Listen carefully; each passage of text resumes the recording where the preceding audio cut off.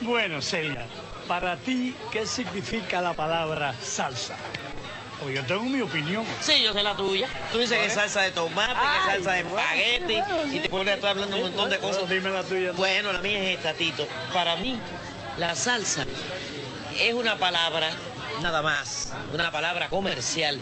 Como ritmo yo creo que no existe, y tú que eres doctor en música lo sabes. Ahora, es una palabra que se le adjudicó a todos los ritmos del Caribe, principalmente a los ritmos de Cuba. Yo pienso que la salsa tiene sus raíces en la música cubana. Y te lo digo, pues porque cuando yo empecé a cantar lo que hoy le llamamos salsa, es lo mismo que estaba haciendo con la Sonora Matancera.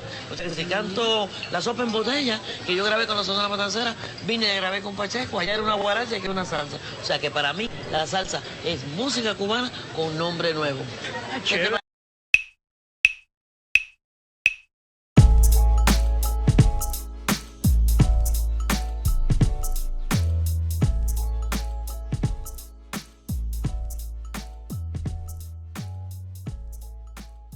Hola, hola a todos, bienvenido un día más, una noche más a Cebolla y Miel. De verdad que en el día de hoy me siento sumamente agradecido, una porque están ustedes y otra porque hoy tenemos un podcast en la madre. O sea que siempre nosotros hacemos, pero esta vez la vamos a sacar del parque porque hoy traigo un invitado especial que de verdad que cuando ustedes lo escuchen esto va a estar a otro nivel. Quizás no sepa quién es, pero cuando lo desarrollemos en el tema, se van a quedar, ya, diablo, ¿dónde diablo sacó Jeffrey este tipo? Realmente lo conocí hace bien poco, de compañero se hizo pana, el tipo es músico, el tipo fue soldado, el tipo ha hecho de todo un poco en la vida, yo creo que hasta cocina, creo, un poquito. So que pues, como siempre, de verdad, es bien importante para nosotros que le des subscribe a nuestra página. Le des clic, como el sonito que va a sonar ahora, para hacer ese sonidito. Por favor, hagan eso, suscríbete y dale a la campanita. Eso es bien importante para nosotros. Así que, de verdad, me siento sumamente orgulloso que nos sigan en todos lados, en todo.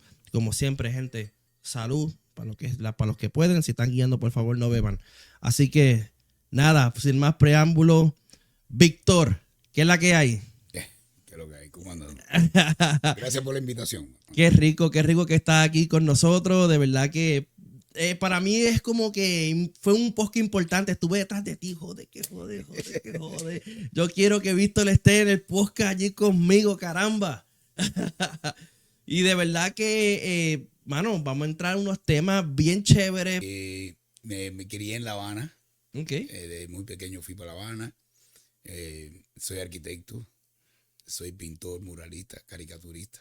Qué duro. Editorial. Qué duro. Y músico. Qué duro, de verdad. Bueno, hablando de todo un poco, vamos a hablar de Cuba. Tenemos mucho que hablar de Cuba. De verdad que sí. Cuéntame, porque nosotros, ¿verdad? Muchas veces uno escucha que si Che Guevara y todo ese revolú y todo ese berenjenal que en Puerto Rico se idolatra a ese tipo, especialmente en las universidades, como si fuera un héroe. Ustedes los cubanos, ¿cómo ven ese personaje que es para muchos estudiosos o para ustedes qué representa ese? Bueno, desde que la ideología es tan fuerte, la ideología cuando se trabaja ideológicamente a un personal, a un pueblo, la ideología te manipula de una forma tal. Desde pequeño nosotros estamos oyendo hablar de Che Guevara y aquello. Yo que nací antes de la revolución, viví la etapa esa de cuando la guerrilla, de las columnas del Che y Camilo, todo eso. Y entonces uno sí llega a valorar esos personajes como algo, como leyendas, ¿no? Ajá. Pero bueno, en la realidad a medida que va pasando el tiempo te vas dando cuenta de muchas cosas que tienen negativas. Hay muchas cosas que también se han descubierto después, cosas que no están a nuestro nivel en ciertos momentos, y luego tú te das cuenta de, bueno, mira, yo no sabía qué fenómeno era esta. Tú naces entonces antes de la revolución, tú puedes recordar cómo era un Cuba antes. de un más o menos, porque, ¿verdad? En nuestro trabajo, constantemente mucha gente habla que hubo como, pasó algo en un tiempo, los 80, 90, algo pasó en ese tiempo que de momento dijeron, esto se chavó. Bueno, yo te puedo decir, y ahí es donde está la parte de que me corresponde a mí. Yo nací antes de la revolución. Cuando triunfó la revolución, yo tenía 4 años. 4 años. Y viví, te digo, vi los rebeldes, los Mau, los casquitos, y toda esa situación que hubo que de mucho abuso, porque también los casquitos, el régimen de Batista asesinó mucha gente. Wow. Y eso no lo dicen ahora. Pero sí lo viví. ¿Por qué? Porque yo viví en un barrio pobre donde no había luz, no había, las calles eran de tierra, asesinaban a cualquiera, los tiroteos eran constantes, ¿entiendes? Wow. La persecución de la gente que conspiraban para el régimen de Batista, la juventud eran como conspiradores. O sea, wow. Era un delito ya prácticamente ese joven. Entonces todo eso creó una situación que la gente se cansó. Cuando llega Fidel con supuestamente aires libertadores, aires de renovación, aires de libertad, la gente se le suma. Y es por eso que Fidel en menos de 8 meses, con 4 gente, 12 que quedaron de ahí del desembarco de Malgranma, hace un ejército y puede derrotar a Batista en el 59, porque todo el pueblo se le sumó. Y la gente conspiraba, yo me acuerdo de aquello, mi familia conspiraba.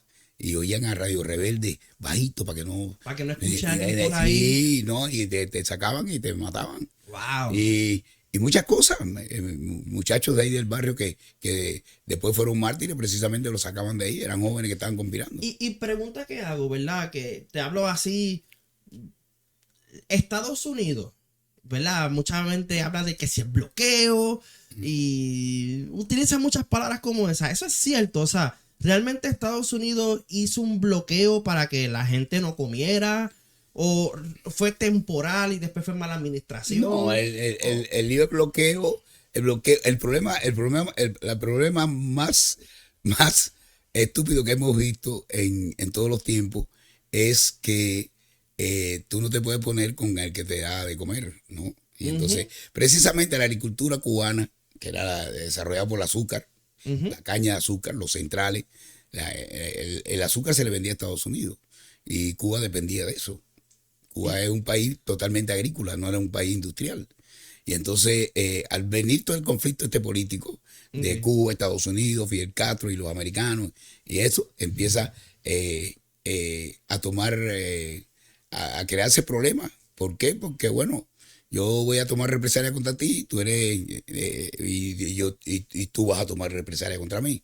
Y ahí vino todo el conflicto entre Cuba y Estados Unidos, que derivó en no comprar el azúcar. Y por ahí empieza el bloqueo. Y comprar, ya se encapricharon. ¿Quién es más poderoso? El que tiene más dinero. Entonces, ¿qué hacían?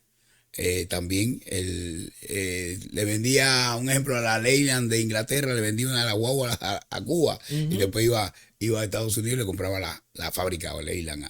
Y así cosas que pasaban. Japón le vendía carros, usaba el níquel de Cuba, entonces Estados Unidos no le compraba los carros a Japón, entonces decía, no, tengo que... Y así iban eliminando. Que fue un bloqueo entonces real. Real. Pero ese bloqueo sigue hasta el sol de hoy. Ya yo creo que hay un autobloqueo.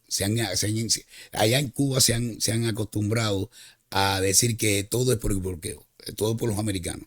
Y ya yo creo que, sin embargo, cuando te das cuenta, están haciendo negocios millonarios fuera de Cuba, comprando cosas con millones para la isla, que no tienen que ver nada con el bloqueo, porque si estuvieran bloqueados no lo podían hacer. No podían comprarlo. Y entonces el pueblo es el que está pasando trabajo. El pueblo está pasando trabajo y ya se ha cansado también de años tras años, que es el bloqueo. Yo creo que ya no es un autobloqueo. Sin embargo, ya tú ves esta gente que están dirigiendo ese país, lo están llevando, viven bien. Sin embargo, el pueblo está pasando trabajo. Horrible, mano. De verdad que es súper mega horrible. Hacen como, creo que fue el tiempo de COVID, fue que hubo unas grandes marchas allá, unas grandes protestas. La gente cansada. Además, te voy a decir, es una nueva generación. Nosotros, las primeras generaciones de gente, viva la patria, viva Fidel Castro. Okay. Pero ya llega un momento que tú pensando de, bueno, de aquí a 10 años vamos a estar bien, y llegan los 10 años, no estás bien, está peor, y llegan los 20 años y está peor, y llegan 60 años y está requete peor. Entonces tú dices, bueno, esto no funcionó. Y es lo que pasó en Cuba. No, la economía socialista no funcionó y no va a funcionar. Y más con gente que no tienen capacidad para dirigir, gente que no tiene capacidad para pues, simplemente porque son comunistas, entonces te pongo aquí al frente de este negocio, aunque tú no sepas, pero tú eres comunista. Entonces no hay cabida para el que tiene otro tipo de criterio, el que no es comunista. O aunque tú tengas la capacidad, no estás de acuerdo con él, entonces tú eres un disidente, eres una apátira, eres un traidor. O sea, es una cosa increíble. Wow, mano. De verdad que es horrible. Porque uno escucha tantas cosas. Uno por acá, vuelvo y digo, depende de quién envía la información, uno se las cree. Entonces, nosotros vivimos, por lo menos, ¿verdad? Puerto Rico vive en una forma que, pues lo que me diga CNN es verdad, o lo que me diga ABC, o lo que me diga. Sí. Y gracias a Dios a las redes sociales que podemos ver como que una realidad alterna aparte de lo que son estos grandes periódicos que están defendiendo sus intereses, que es la parte difícil. Recuerda que la información es de acuerdo al interés del que la da.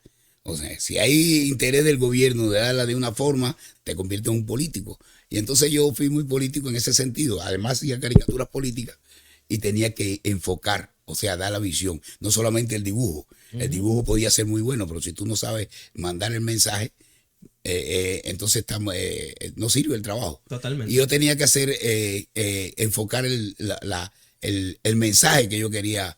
Entonces tenía que estar políticamente orientado. Y entonces venía la censura. Y a veces te decían, no, fui censurado varias veces, pero de una forma muy musical, ¿no?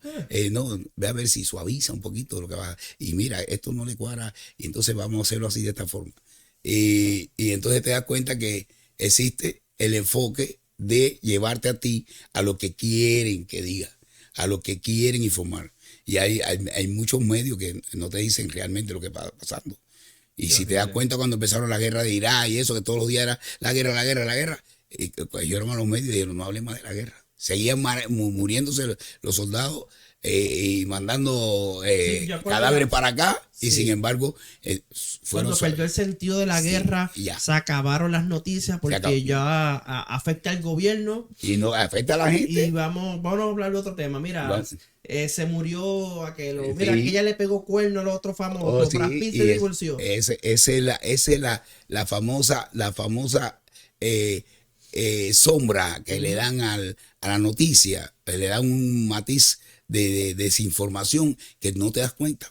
Wow. Son gente que son... Oye, y hablando de guerra, ¿verdad? Yo sé que tú me has contado esto antes, que tú, ¿verdad? Serviste al servicio militar de Cuba.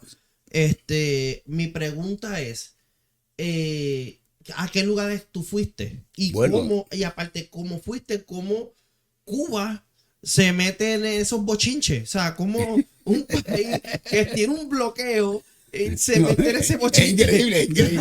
Es increíble. ¿Cómo sí, funciona? Sí. Bueno, ahí nos dio por ser internacionalistas. El gobierno le dio por ser internacionalista y ayudar allá y ayudar acá. Guerras que no sacaron ningún partido.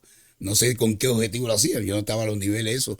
Pero bueno, la guerra, vamos a ayudar a tal país, a tal manera. Sí, había gente que le hacía falta la ayuda, pero no sé qué provecho, porque derramamiento de sangre, ayudamos a muchos países. Pero bueno, yo enrolado, joven al fin. Yo me acuerdo cuando en el año 77, yo teniendo 22 años, cumplí los 23 en el puerto de Luanda, metido en un barco y ya muy contento porque íbamos para la guerra. Pero cuando llegamos allá al puerto de Asap, en Etiopía, en el Mar Rojo, y vimos y digo, ¿dónde estamos metidos? Ahí fue donde tú reaccionas. Y cuando nos bajamos ese día 14 de febrero de 1978, nos bajamos a tierra allí en el puerto, que miré aquellos camellos y la gente decía, ¿dónde estoy? Pero bueno, todo eso te lleva a la adrenalina de la juventud, que es lo que pasa con todos los soldados del mundo. ¿Quiénes son los soldados del mundo? De cualquier ejército, de cualquier, sea enemigo, o amigo o aparia, son la gente joven. La gente. Y entonces aquel ejército de gente joven que fuimos allá a ayudar a una gente que tenía un conflicto entre ellos mismos.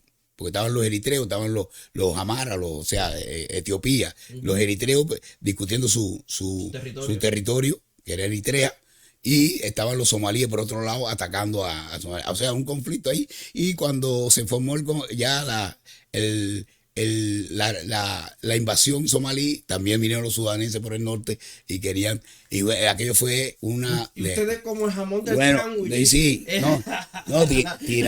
tirando para todos lados. Creo que los únicos no tuvimos choque fueron con los eritreos, porque Cuba había ayudado a Eritrea desde que ellos estaban en la guerrilla luchando contra Haile Selassie. O sea, son cosas que tú dices, bueno, ¿y cómo me...? Entonces, después que pasan los años, dice, que yo hacía metido allí. ¿Me entiendes? Pero bueno, son parte de la vida una de la historia. Y llegué... ¿En algún otro país aparte de Etiopía? No, nada más que pasamos por ahí, en Luanda, estuvimos ahí en Angola, nada más que 2 días o 3, metido en un buque, ahí nos camuflajearon y nos llevaron para Etiopía. Y allá en Etiopía tuve la posibilidad de, que siempre trabajando el dibujo como yo lo trabajo, el dibujo militar, y llegué a ser el dibujante de la misión cubana en Etiopía. Okay. La misión donde estaba el general Ochoa, que fue el que fusilaron. Yo era el dibujante de ahí, del Estado Mayor de la misión. Estaba en la ciudad de Harar. Okay. Y tuve el honor de trabajar con Ochoa ahí. Muy buena persona, muy buena persona y muy valiente. Wow. Muy valiente.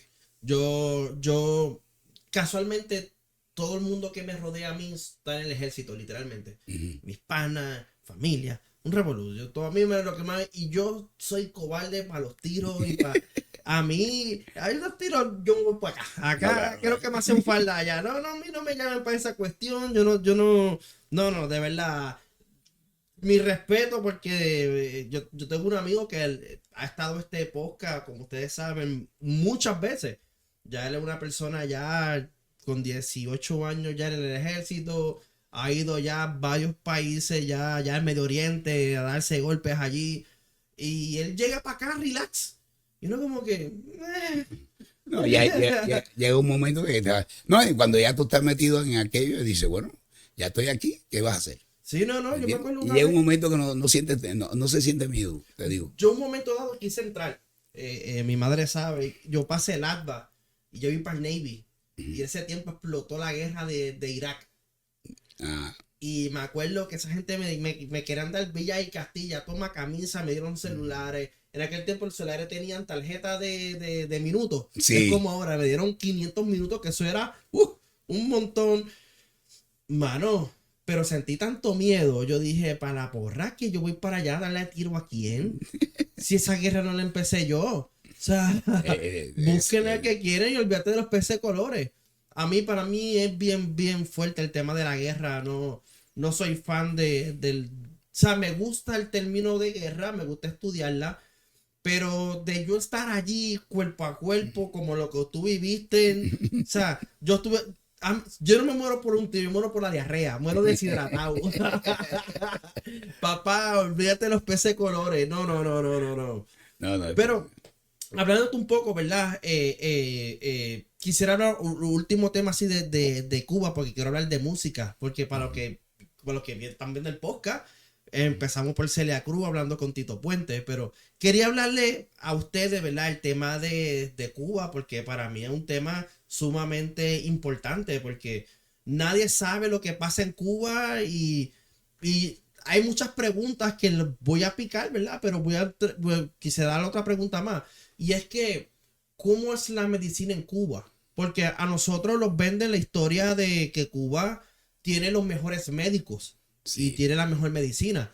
Pero ya viendo que en Cuba hay tanta corrupción, hay tantas cosas, ¿esa medicina es para la gente o es para los altos mando para que pueda pagarla? Bueno, yo hace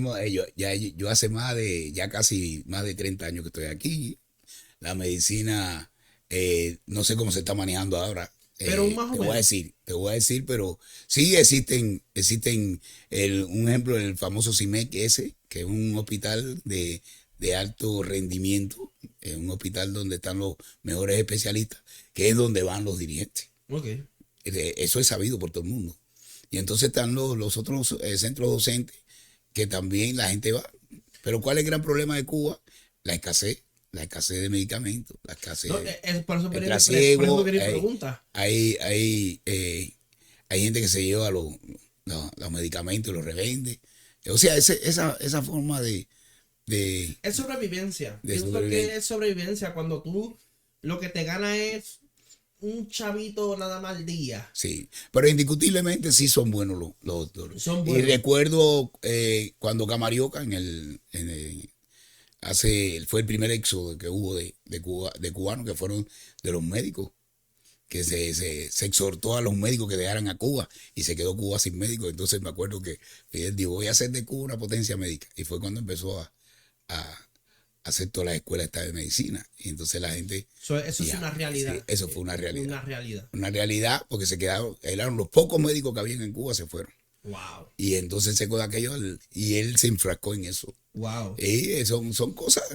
Y de ahí fue que cogió. Y es verdad que hay buenos especialistas, indiscutiblemente. Bueno, hay escasez de medicamentos, ¿no? Y hay mucha gente en el mundo que van, famosos y no famosos, Ok. y van a Cuba. Chucho Matapuerco puede ir para allí Sí. y lo pueden atender. Sí, ¿no? La medicina en Cuba creo que se trabaja muy, muy, muy humanamente. No hay igual que acá, que entonces si no tienes billete y el seguro no te atienden. Sí, no, aquí Esas es- cosas que tú sabes que pasan realmente, aquí no es estamos horrible hablando eso. una cosa que no sea verdad. Pero sí, te digo, inclusive yo tengo una nieta que tiene sus especialistas. Y normalmente, algo que para mí es bien curioso, ¿verdad? No era parte del tema, pero quiero añadirlo. Y es que yo he encontrado que muchas veces ustedes los cubanos, la gran mayoría, tienen profesiones en la madre. Sí, O sea, tú eres arquitecto, yo he trabajado ya con todas las profesiones donde trabajamos, ¿verdad? Que hay tantos cubanos. sí.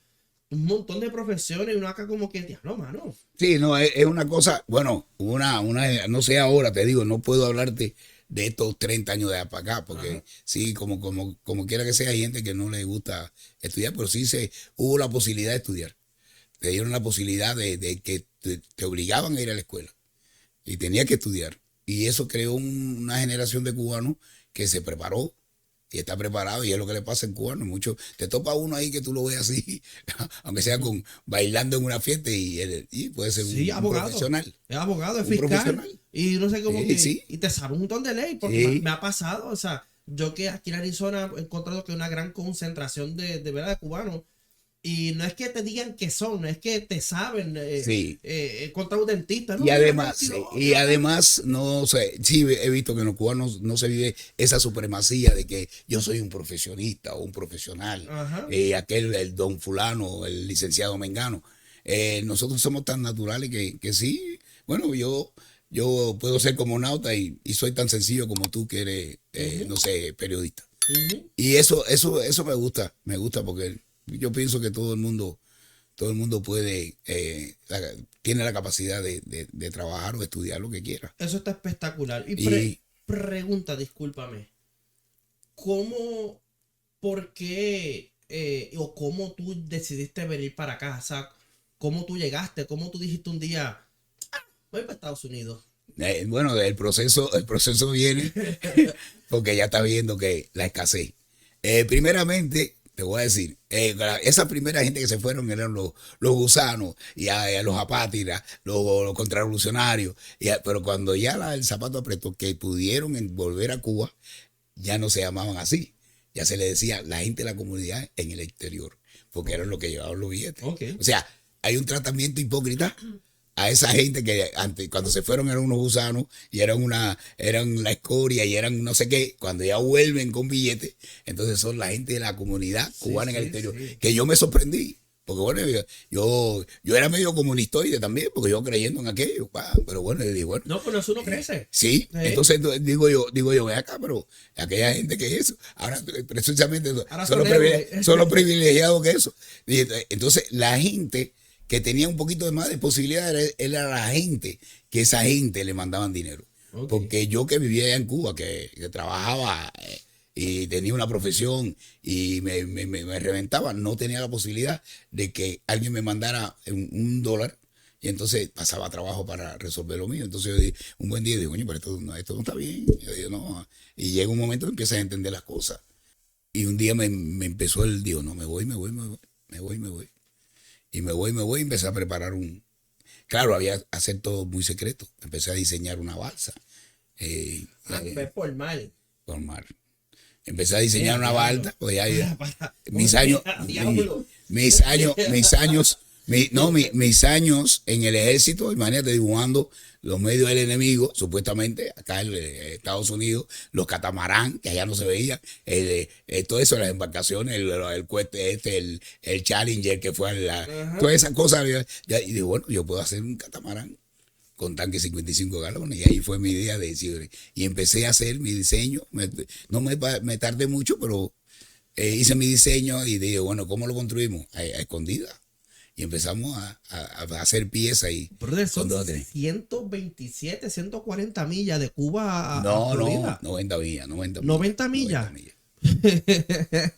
Bueno, ¿Cuántos días? ¿Cuántas horas? 27 horas en el agua, 27, con un catamarán hecho de tanque 55 galones. De 55 galones, pero tuvimos que hacer las piezas y esconderlas en casa de un amigo que tenía una finca en Santa María del Rosario, que ya está fuera de la parte urbana de La Habana, y allá escondíamos las piezas. Y ahí, hasta que la pudimos armar un día, la ensamblamos. Tuvimos 4 días ensamblándola. Y después enmascararla y llevarla a la playa y tirarla. Y se fueron. Y de ahí fueron una pila de amigos del barrio ayudando a tirar la balsa. Entonces cuando llegamos allí, veníamos 9. Vinimos 19 gente. Ingeniero, me voy contigo. Ingeniero, móntese. Catamarán venía más doblado. Doblado. Y ya, diablo, mano. Yo no me esperaba que iba. Yo creía que tú decías, no, coge un avión No, es avión. De Cuba hay que salir por agua o por aire. Y los aviones no teníamos. Y el barco había que inventarlo. Inventarse una. Por eso. Brother. Pero bueno, gracias a Dios todos llegamos bien. Wow. Saludable. Veníamos Wow. 12 hombres, 5 mujeres. Así que eran 12, 5 y 2 niños. 19 personas. Qué locura. Qué locura. Pero es así. La ideología, te digo, es de acuerdo al barrio donde tú naces. Si tú naces en el barrio aquel, tu ideología es después. Y el que nazca en el otro barrio, la ideología de los. Pero llega un momento también que te das cuenta y también sufres una metamorfosis. Totalmente. Totalmente. Entonces, ya de aquel tipo que nació aquí en el barrio, tú dices, no, esto. Y más cuando tú tienes mente abierta, pues no eres tan bruto, entonces te das cuenta de las cosas. Y ya llegó un momento, es lo que le pasa a la gente en Cuba ahora, que ya no se le puede engañar, no se le puede decir No, una cosa, ya, que no las pueden redes hablar de sociales. bloqueo, no hay bloqueo, tal bloqueo. Si no, las Ya, redes pues, sociales ayudaron a eso. Si hay bloqueo para una cosa, como tú vas a una tienda donde se venden dólares y hay de todo, entonces no se entiende. ¿A quién tú le dices que hay un bloqueo en Cuba?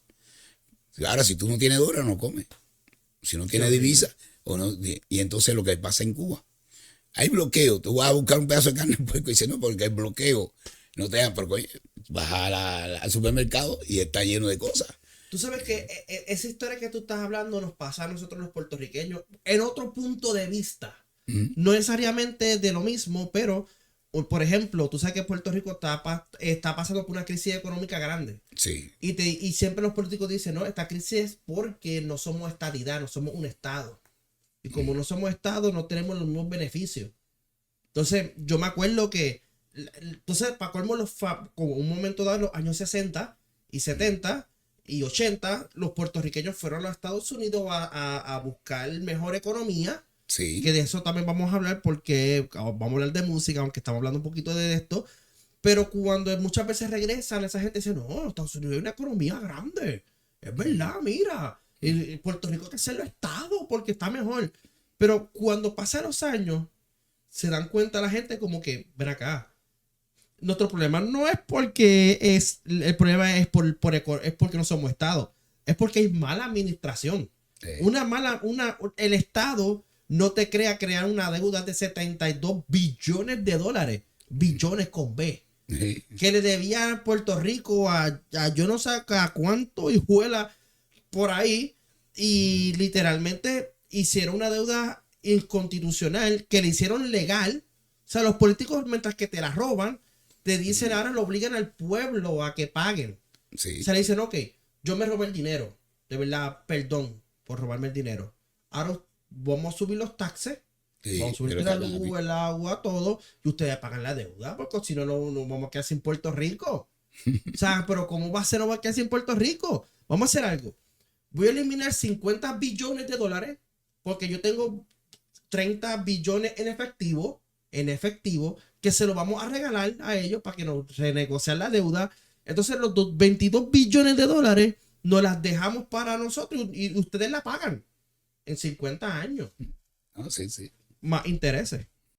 Desde 2016, Puerto Rico no ha pagado un solo centavo de su deuda pública, que alcanza los 70,000 millones de dólares, lo que ha permitido pagar la nómina del gobierno, los servicios esenciales y las pensiones de los jubilados.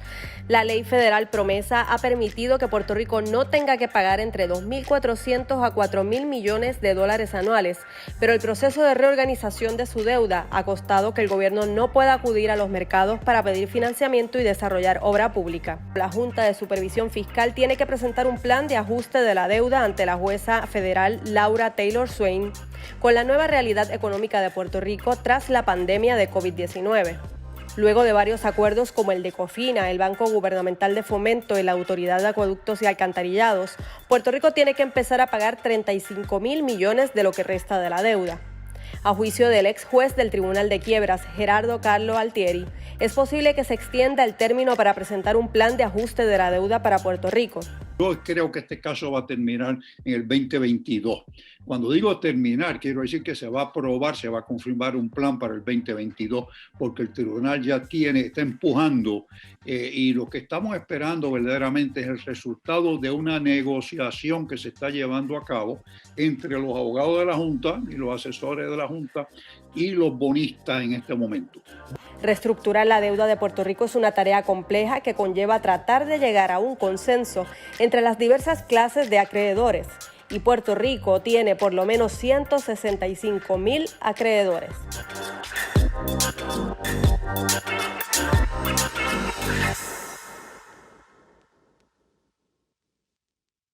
Pues, literalmente, pues, vivimos igual en ese punto de vista. Obviamente, nuestra situación no cabe en la de ustedes. O sea, yo he sabido o he escuchado un ejemplo en Navidad de que nosotros comemos puerco que cuesta 100 y pico de dólares una piernita.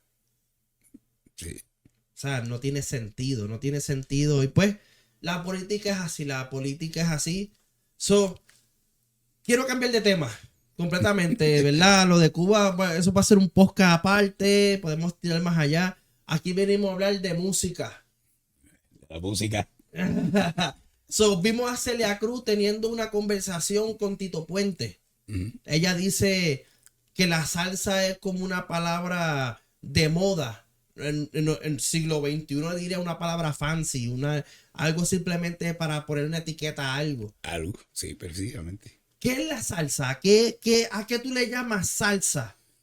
Bueno, realmente la palabra salsa vino de... Que antes, perdóname, antes decían guaguancó. No, la gran suerte que tiene Cuba y la gran bendición es que tenemos una cantidad de ritmo.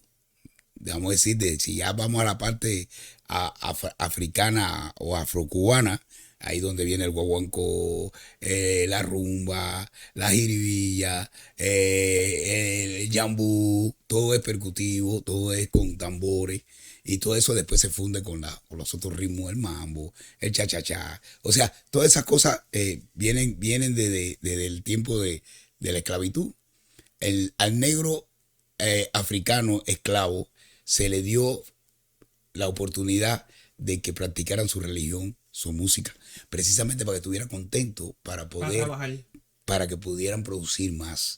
Que en otros, no como acá en Estados Unidos, que le privaron de todo. Sí, en Puerto Entonces, Rico pasó lo mismo. Lo que existe la bomba sí, y la plena. sí, sí. O sea, ya pudieron desarrollar eso. Y con el tiempo se empieza.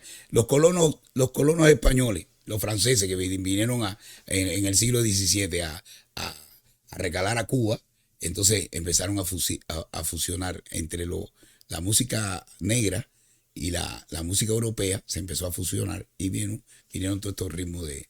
Pero bueno, Cuba está llena de ritmos, empezando con el son, que empezó en la parte oriental, en las lomas de Oriente, Santiago de Cuba, toda esa parte de ahí, y de ahí empezó a derivarse una serie de ritmos, ya el changüí, el changüí, tenemos por acá por Pinar del Río, tenemos el sucusucu, o sea, son ritmos que nacieron en el campo, con gente que no eran músicos estudiados, si te das cuenta, ni Matamoros. Eran músicos que salieron de repentistas, esa cosa que salía del alma, o sea, de expresar su música. Y entonces empezaron, hay tantos ritmos, cha-cha-cha, la guaracha, siempre ha sido el la mambo, música cubana. el, Lo que pasa es que pusimos una el son. influencia de Nueva York. Entonces a la se empezó a música fusionar todo eso. cubana. Los arreglos eran un Guaguancó, poquito la más rumba. agresivos. Pero el nombre hay de una salsa infinidad. vino ¿Y porque cómo, empezamos a viajar verdad? por Ya toda que tenemos ya Europa todos y estos países ritmos, que se extraños, llaman más de Japón, 20 en ritmos África, cubanos, donde no se hablaba que el están lenguaje ahí, ¿verdad? español, el Dando castellano. cantazo a Cuba. Y ¿Cómo estaban para no estos confundir la gente ritmos, con lo que era un verdad? Porque guaguancó, una para nosotros guaracha, un son puertorriqueños, montún y eso, la pusimos salsa toda la nace música con tropical casi bajo un con la texto. Fania. Y le pusimos Sí, sea, hay una cosa y no real, hay solo una eso, cosa real. como Hay una cosa los real. que En los años 50 ya empiezan participaban en a las emigrar, orquestas empieza a eran llenarse diferentes Nueva York de muchos nacionalidades. músicos, no solamente Y de para hacer Cuba, una salsa tú necesitas de Puerto diferentes Rico, condimentos. Entonces ya que había diferentes condimentos, eso de también Dominicana, ayudó o sea, el nombre de del salsa Caribe, para cubrir o sea, de la muchos música que músicos. Ahí es estábamos donde se empieza a fomentar, tocando porque la en el gente, mundo imagínate, el latino empieza a crecer ahí en Nueva York y empiezan a hacer sus fiestas, sus cosas. Entonces al funcionar, sale muchos músicos y uno en Cuba con lo que estamos haciendo ahora. Entonces quiere decir que es la misma música cubana. Ahora sí, tiene una gran influencia. Tiene, generalmente todos los ritmos cubanos están ahí. Que se le haya puesto un poquito de esto, más metales. Porque sí se le pusieron más metales. Exacto. Sí, y más percusión. Exacto. Pero desde Matamoros hasta Cata, La Fania y toda esta gente es la misma música cubana que está metida en ese. O sea, hay una recopilación de los ritmos del Caribe y de Cuba. Eso está brutal, de verdad, porque uno crece, ¿verdad? Con ese pensamiento, ¿verdad? Porque, ¿verdad? Ahora sí te digo. Cuando vamos a hablar de salsa, la salsa nace en Cuba, donde se internacionaliza en Nueva York. Nueva York lo pone a la palestra mundial. Y pregunta que hago, aparte de la música caribeña, ¿Europa también hay algún tipo de instrumento que ellos tengan que fue añadido dentro de la salsa? Los instrumentos fueron generalmente los americanos, los instrumentos normales. No sé, Europa en los tiempos aquellos lo que traían era la bandolina. O sea, cuando hablando del siglo XVII, no sé, esos tipos de instrumentos que eran de cuerda. Y después, bueno, empezaron a fundirse. Ya después vino la guitarra española. Y ya ahí donde se forma ya los guateques formaban en el campo con un 3 y la modificación del 4 puertorriqueño. O sea, la guitarra tuvo varias interpretaciones. Hay quien le puso 6 cuerdas apareadas de 3 en 3, hay quien le puso de 4 en 4, ¿me entiendes? Y entonces la vihuela se convirtió en otra cosa y hasta el momento de hoy, que hay una serie de instrumentos que se han creado a partir de eso que eran los primitivos, pero la fusión de la música en realidad vino de ahí. Entonces, ¿qué es lo que es un son? Tocado por una guitarra, un 3, un bongo, un cencerro, una maraca, o sea, vienen una pila, todo percutivo y de cuerda. Y después vienen los cantos que vienen siendo la misma guía de los cantos africanos, que los cantos africanos tienen eso, los coros y tienen la guía. Y ahí vino el mismo formato, siguieron hasta nuestros días, que son los coros de las bandas que están cantando el coro y el otro está improvisando. Eso es netamente africano. Totalmente. Sí. Está interesante porque, mano, es increíble que esos ritmos en Puerto Rico, ¿verdad? El caso de la bomba es la música que más tú puedes escuchar, ese tipo de formato musical, Sí. donde primero está, ¿verdad? Los ritmos musicales, está un montón de ritmos, está, ¿verdad? La parte del coro y la El parte coro la guía. improvisada, pero también está la parte de improvisación Sí. del músico y el bailarín, Ajá. donde el bailarín se para frente al maestro, le hace como que una seña de respeto y empiezan a hacer entonces los bailes bien potentes frente a eso. Que eso básicamente lo vemos en la salsa. Sí, Que sí. casualmente ustedes tenían los mismos africanos allá. Me imagino que estos ritmos que yo puedo decir que son musicales, usted tiene el mismo otro nombre. Sí, pero es la misma cosa. Y se empiezan a fusionar, se empiezan a fusionar. De momento nace estos tipos. Inclusive vamos a ir a Brasil. Brasil tiene una fuerte influencia africana. Totalmente. ¿Por qué? Porque a esa gente tampoco, al negro esclavo no se le prohibió de nada.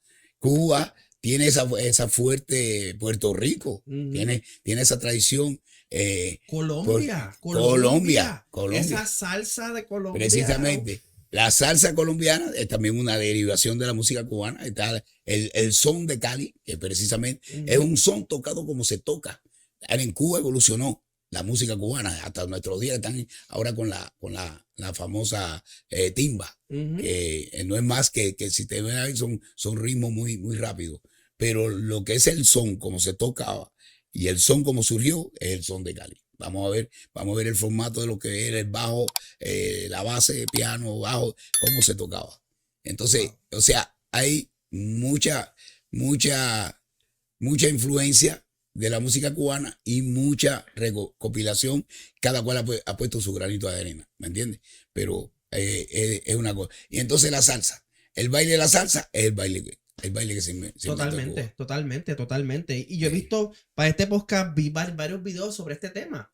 Y cuando vi los bailes que se hacían, ¿cómo tú le llamaste los de la loma arriba? Tú diste una palabra específica. El de... Cuando hay un baile de los negros en la montaña, ¿cómo tú le llamaste? No, el palenque. El palenque. El palenque.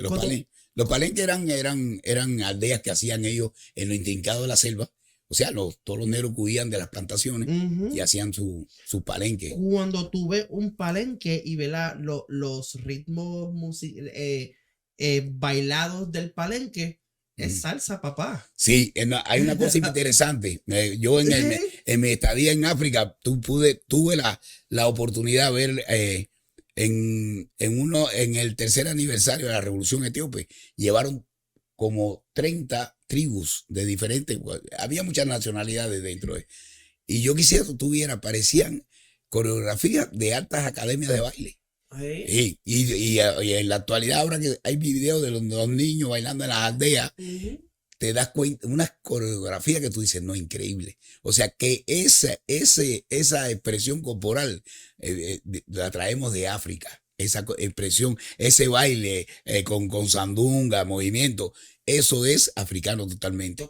Y lo otro, los coros, los cantos, la guía de las canciones, ese coro, y después viene la guía y coro, eso es netamente africano.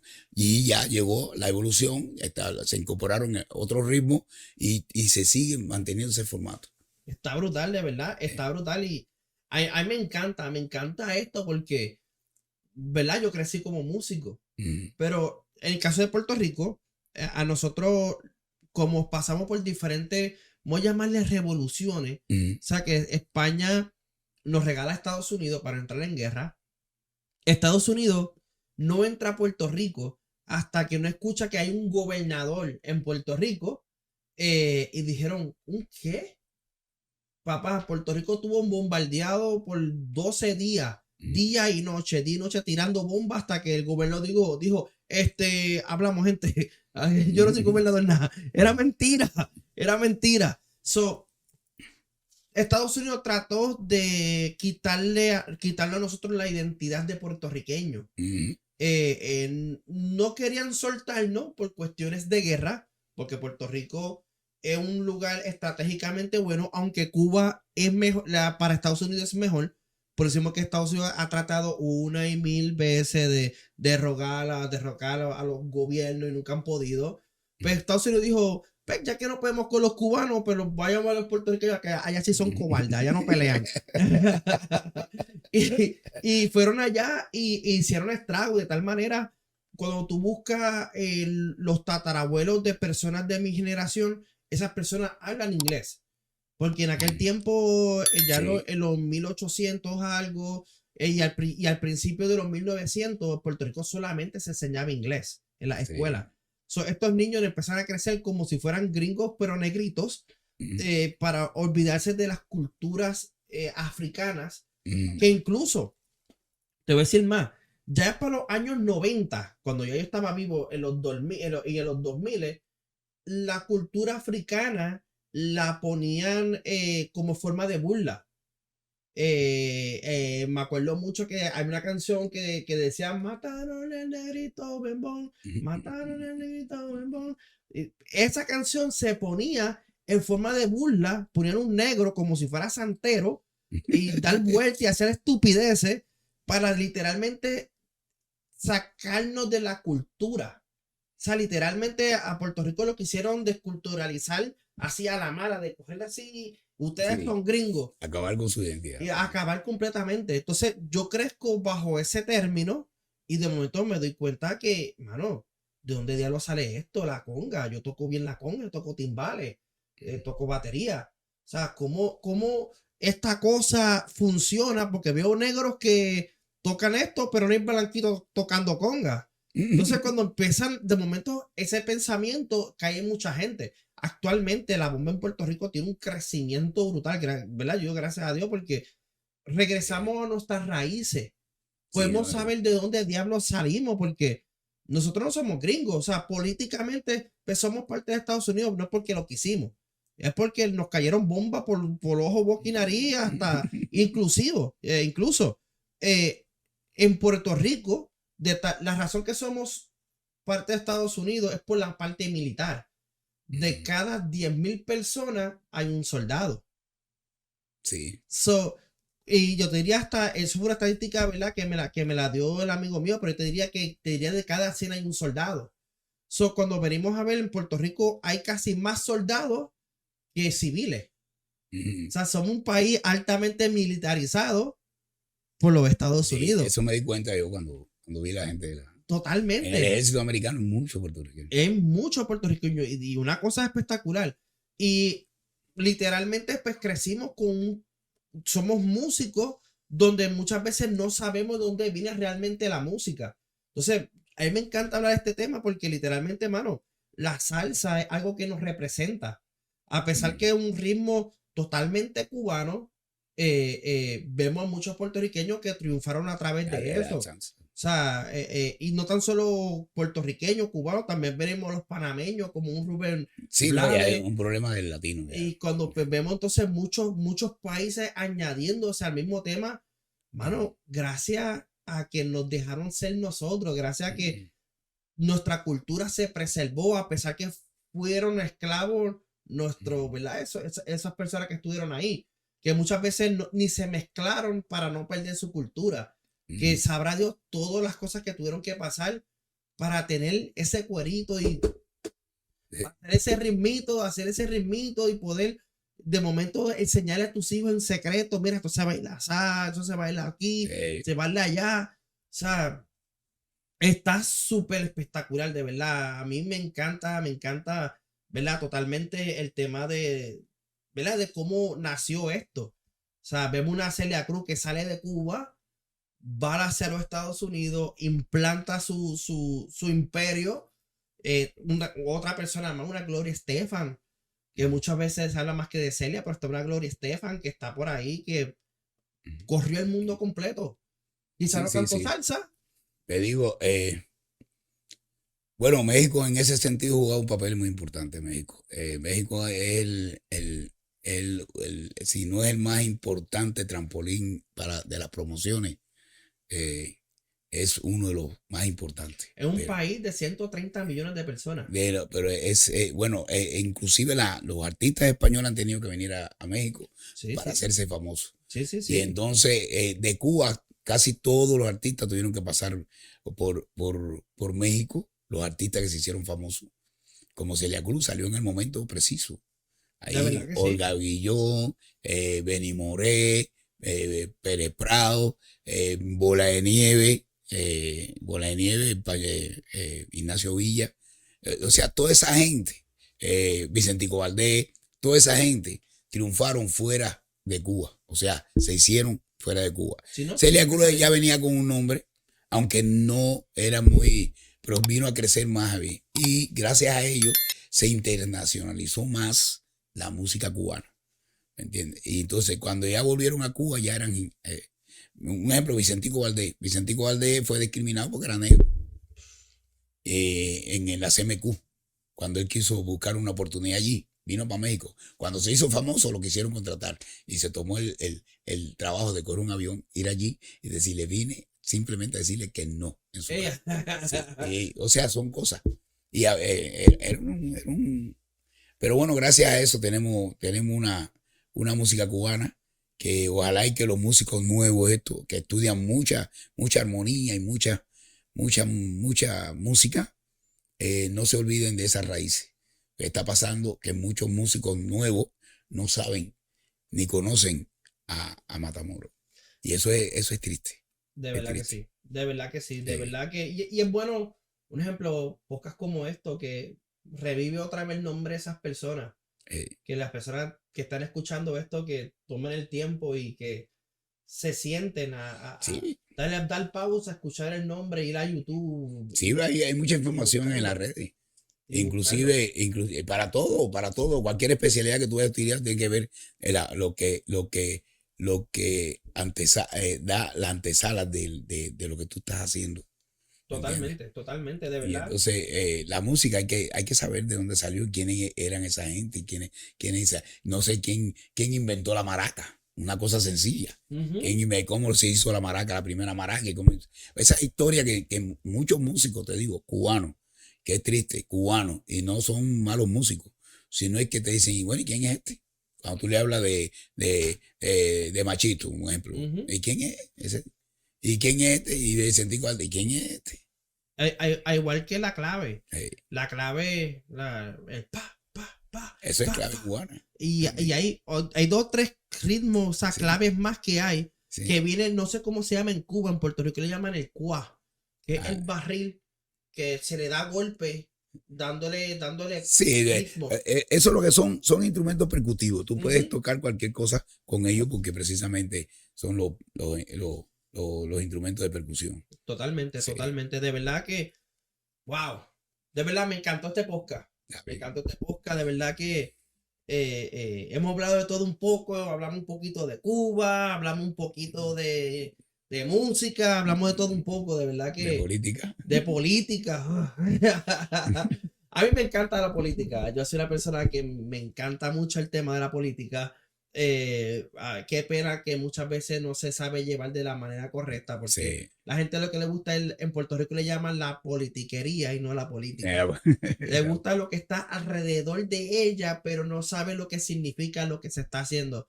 Y es triste porque muchas veces pasamos procesos en los cuales nunca debimos de pasar. Y esa es la razón que muchas veces yo estoy aquí en los Estados Unidos, o sea, por lo menos a mí nunca me gustó la idea de irme de mi isla, pero era insostenible. También eso. Era insostenible quedarnos allí viviendo. Como tú lo hiciste con una balsa, yo hice la gran revolución de Spirit. Sí, está bien. Y tenía la posibilidad no podía inventar un avión, pero ahí estaba el avión. Sí, se buscan $400 y vámonos de aquí. Sí. Y verdad es triste, muchas veces tenemos que salir de nuestras tierras que amamos por gracia a la mala política mal llevada. No, ahí es donde cae la inmigración. La Totalmente. inmigración precisamente porque cuando no tengamos lo que necesitamos en este lugar, vamos a ir para otro. Exactamente. Y ahí es donde es permitido la inmigración. Totalmente. Hasta eso se politizó en Cuba. El que se iba era apátira, era contrarrevolucionario, era enemigo, y no, la inmigración siempre existió, hasta en los animales. Totalmente. No hay comida a un lado, me voy para otro. ¿Me voy para otro? Sí, Uh-huh. es así. Y la parte más, que muchas veces es más incomprensible, pero pues se tiene que hacer por la sobrevivencia de uno. Así que, mano, me encantaría, ¿verdad? Que le diga al público, a los que viven aquí en Phoenix, tú eres músico. O sea, bueno. Tú tienes, tú cantas, tú tocas, tú haces de todo un poco.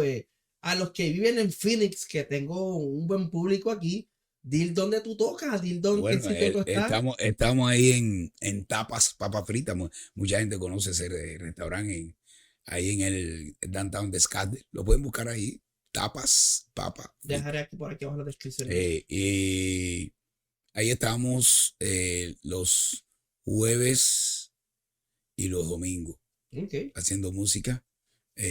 Estábamos en el otro restaurante que no sé si todavía vamos a seguir allí, que era el antiguo bandolero, o si no le han cambiado el nombre. Viernes y sábado. Eso es bueno, ya saben. Y estamos a disposición de quien nos quiera contratar, invitando un party. Da tu número ahí, da tu número, da lo que lo vamos a poner acá abajo en descripción. Está bien. ¿Cómo te podemos conseguir? ¿Cómo la gente te puede dar tus contrataciones? Con el 602-760-8825. Gente, este tipo está por encima. Víctor Caldí. Víctor Calde, de verdad. Yo lo he escuchado pocas veces. Y las veces que lo he escuchado, el tipo tiene una voz en la madre. O sea, él de verdad le mete duro. De verdad, Víctor. Pueden ver también ahí en www.victorcaldi.com. Ahí está. Eso también lo vamos a dejar aquí en la descripción para que vean un poquito más de su trabajo, para que vean la calidad y quién es, porque de verdad le mete salvajemente. De verdad gracias, que gracias. Me siento bien contento de tenerte en este podcast.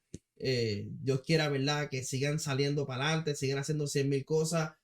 Gente, de verdad, gracias por llegar a este momento en el podcast. De verdad, me siento bien feliz, bien contento de tenerlo aquí. De verdad que una persona, ¿verdad?, que quiera saber un poquito más de lo que es Cuba, de lo que es la música, mándale este podcast, me envíaselo para que vean, para que puedan entrarle ahí como que, mira, no es de Puerto Rico, no, es de allá. Que por cierto, tengo un bochinche que lo escuché el otro día, antes de cerrar. Yo escuché que la bachata no es de República Dominicana, nace en Puerto Rico.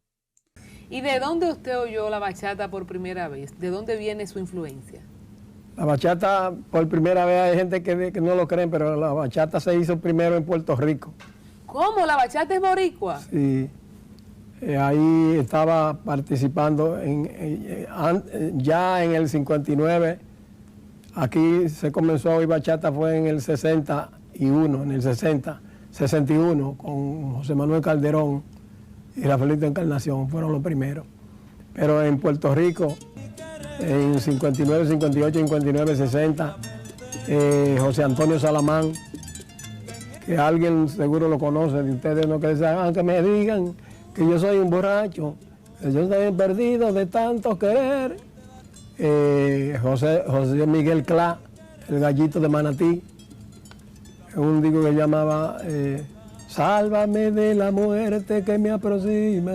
Pero Puerto Rico la abandonó y los dominicanos la cogieron. O sea, la bachata, no me acuerdo exactamente si se hizo en los 60 en Puerto Rico. Hay más de 40 discos, pero los puertorriqueños adoptaron otra música y se fueron por otro ritmo por ahí para abajo y abandonaron la bachata. Debe investigar en eso. Eso después hablaremos de un podcast sobre eso. David. Pero nada, gente, de verdad que gracias un montón. Como siempre, este drill, dale subscribe, dale suscríbete, dale a la campanita.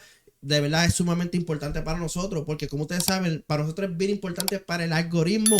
Dale click, dale ahí que sí, nada. Gente, gracias por tenernos aquí una noche más, un día más. Así que nada, bye bye, nos veremos. ¡Mua!